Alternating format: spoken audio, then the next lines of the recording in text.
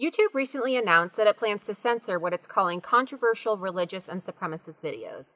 It's part of their widespread effort that has been described as a commitment to fight terror content online.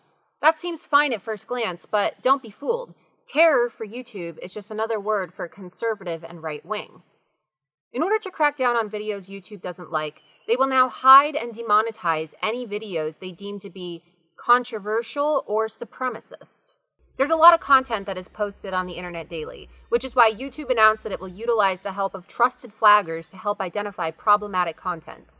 One of those trusted flaggers is the Anti-Defamation League, or the ADL. The ADL describes itself as a nonpartisan organization that speaks up for those whose voices are not always heard. But only if you're liberal.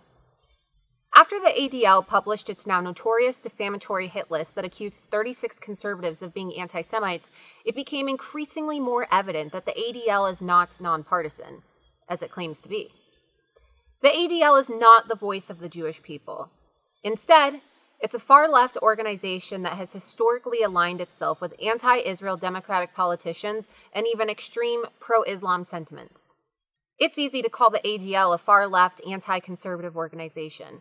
But at The Rebel, we wanted to prove to you just how left-wing and anti-conservative the ADL really is. On the ADL website's Our Leadership and Staff page, 16 ADL senior staff and executives are listed. The Rebel conducted an audit of their FEC donations and social media accounts and discovered that ADL leadership has a documented liberal bias, an extreme liberal bias, 30-1. Among those 16 executives, a total of $30,250 has been donated to Democratic candidates and super PACs, while only $1,000 was donated to Republican candidates and super PACs by a single person, as documented by the FEC. And we're still digging. There's likely plenty more. Take Jonathan Greenblatt, the CEO and national director of the ADL. He's known for his liberal politics. In 1992, he worked on Bill Clinton's presidential campaign, worked as an aide in the Clinton White House, and later went on to serve as a special assistant to President Barack Obama. Yet, somehow, this lifelong, hyper-partisan leftist is now in charge of deciding what's too controversial for YouTube.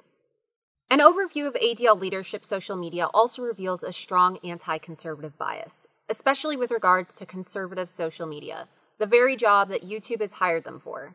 So much for being neutral referees. The partisanship starts right at the top, as an example for all ADL staff. For example, their CEO, Jonathan Greenblatt, expressed his support of CNN's extortion of a Reddit user who posted an anti-CNN pro-Trump meme. Quote, "Glad Reddit user who created WWE Trump meme apologized for his racism, anti-Semitism, Islamophobia, CCK file," end quote. That tweet had nothing to do with the ADL's purported mission of fighting anti-Semitism. It had nothing to do with hate. It was pure partisanship. The ADL hates Trump, and they hate social media users who support Trump. And now they've been hired by YouTube to police social media. ADL Vice President of Human Resources Tom Rutterman thinks President Trump is a, quote, fake president who distorts democracy. Again, nothing to do with anti-Semitism or hate. Everything to do with partisanship. On July 16th, he tweeted, quote, "With all his attacks on the free press, hashtag fake president is distorting democracy in our country," end quote. Is he going to flag your YouTube content as something that distorts democracy? Or will he suggest your account be demonetized and labeled as anti-Semitic if he doesn't agree with your criticism of a politician? But when it comes to actual real hate, the hate of Islamic jihad that led to thousands of Americans being murdered on 9/11 and constant terrorist attacks from Fort Hood to San Bernardino, the ADL makes excuses for it. Here, the ADL CEO, Greenblatt, says criticism of Sharia law is simply a misunderstanding. Is he going to flag videos that question Islam as right-wing extremism?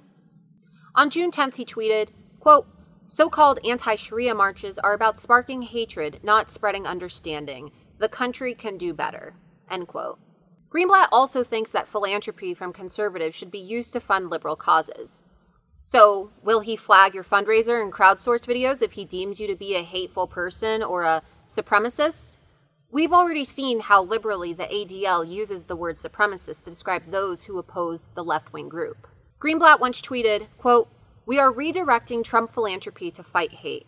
Hope other Jewish and non-J nonprofits and foundations will join us," end quote. Here's another from an ADL vice president, calling Trump's presidency an American crisis.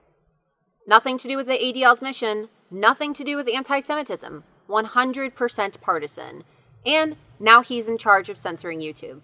Quote, Donald Trump's presidency is an American crisis. End quote. And here's another. Quote, do we need a safe space from Donald Trump? End quote. If ADL leadership thinks we need a Trump-free safe space, what's going to stop them from flagging pro-Trump or pro-conservative content on YouTube to create a virtual safe space? If the ADL and other left-wing organizations serve as content filters for the entire YouTube community, we may find out what a virtual liberal safe space on YouTube looks like sooner than later. The ADL would be wise to take its own advice and reject hate. I'm Laura Loomer, a Shillman Fellow at the Rebel.media. Conservatives thrive on the internet, which is why left-wingers want to shut us down here. Make sure you watch Rebel videos while you still can.